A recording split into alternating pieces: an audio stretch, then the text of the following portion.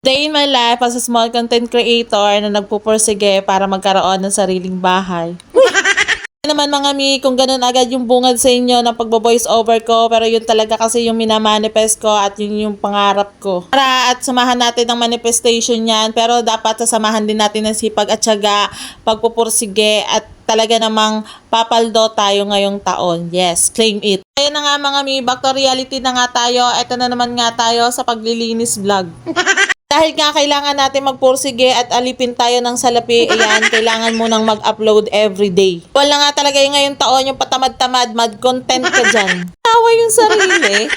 Aminin ko nga sa inyo mga mi, talagang nanghina talaga ako last year kasi alam nyo ba last year mga mi, yung di ba nagmi-mini vlog na nga ako tapos nagtutuloy-tuloy na kasi siya mga mi, so gumaganda na yung account ko. So dahil nga napabayaan ko na naman siya at may pinagkabisihan ako mga mi, ayun, nalulungkot ako kaya talagang sabi ko nga this year babawi ako, pagagandahin ko ulit yung account ko mga mi. So malapit na sana ako nga nung time na yon, nung last year, kaya ayun, biglang boom, bagsak talaga yung account ko mga mi kasi nga napabayaan ko. Aminado naman ako mga mi na may pagkukulang din naman ako. Realize ko lang mga mi, lalo na yung mga pinagdaanan ko last year, no. So sabi nga hindi ka magiging matibay kung hindi mo pagdadaanan yung mga ganong bagay. Minsan yung sarili mo kailangan tibayan mo, tapos lalabanan mo lahat ng mga pagsubok na yan. Kailangan malampasan mo. Sabi nga nila, hindi mo mararating yung rurok, o di ba, ang lalim ng rurok ng tagumpay kung hindi ka dadaan sa mga mahihirap na pagsubok. Ganon. So wala lang mga mi, na-share ko lang yon. So balik na nga tayo dito sa paglilinis ko mga mi. Meron nga pala ako ditong map mga mi. So ang galing neto. So 360 degrees rotatable na yan siya mga mi. So ang galing neto. Gusto ko talaga tong map na to mga mi kasi alam mo ba, hindi na ako mahihirapan sa paglilinis, sa pagpupunas ng sahig kasi nga, di ba ang ginagamit ko lang dati is yung basahan lang, yung pinapaapa ko lang talaga siya. So ngayon hindi na mga mi, so hindi na ako mahihirapan, hindi siya nakakapagod mga mi, talaga nakakasipag talaga siyang gamitin. So kahit nga dito sa mga pader na hindi alam ng karamihan na nililinisan po yan ha, sinasama sa paglilinis yan. Charot lang mga mi, sobrang na-amaze kasi talaga ako dito sa map na to mga mi. Parang alam mo yon, yung maya-maya ka na lang magmamap kasi nga sa sobrang ganda nito mga mi.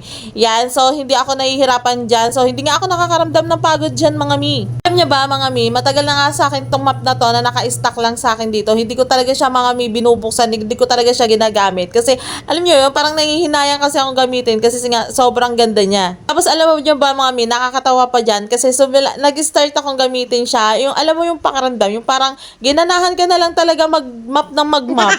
Kaya nakita nyo yung screen namin, biglang siyang bumukas mga mi. Ganon siya mga mi kasi nga sobrang lakas nga ng hangin dito sa amin.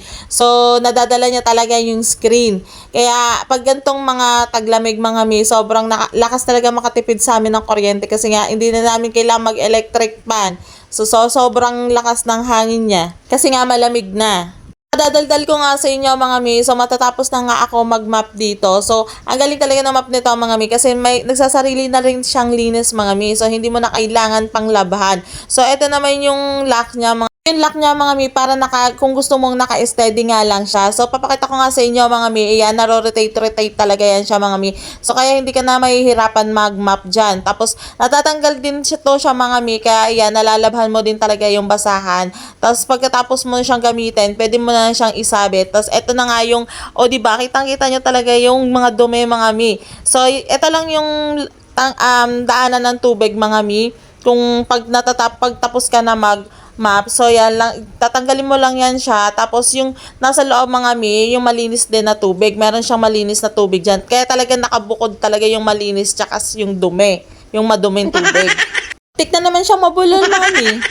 So ayan mga mi, natapos na nga ako maglinis dyan. Sobrang sarap na sa pakaramdam na malinis yung bahay mo. So yung map ko mga mi, maglalagay na lang ako ng link dyan sa comment section tsaka dyan sa yellow basket. So ang sarap talaga sa pakaramdam pag ganito malinis ang bahay.